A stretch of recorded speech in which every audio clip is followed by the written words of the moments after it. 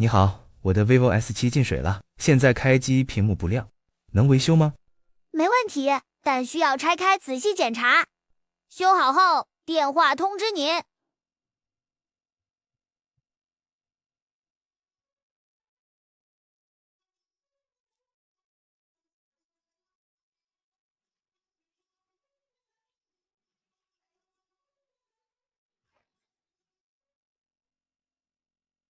主板看起来进水很严重的样子，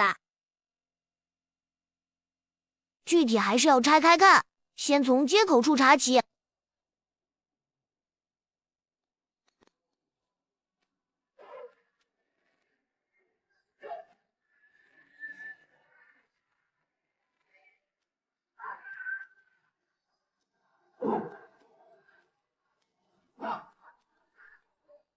我们要用显微镜观察主板，先用观察法检查进水区域的腐蚀情况。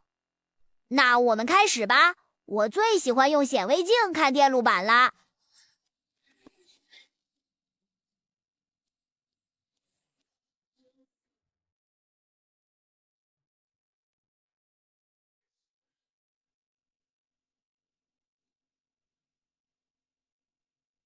经过观察，屏幕接口位置的腐蚀较严重，有明显氧化痕迹，但引脚好像没有烧断。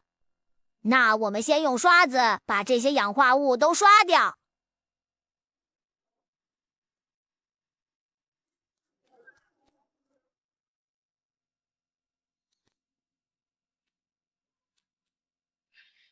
竟然好了，这是我修过最简单的一次了。还没结束呢，可不能就这样装起来给机主，我们要仔细检查，并对手机进行全面清洗。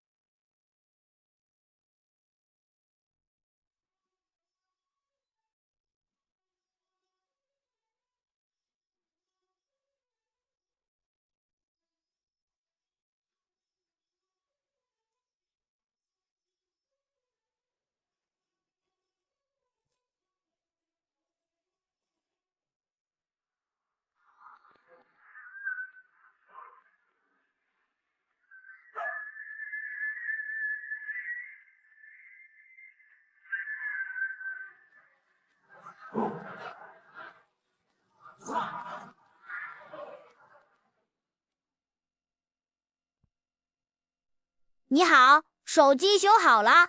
vivo 的手机防水性能还不错，功能全部都没问题。谢谢，里面的资料太重要了，已经一键3连。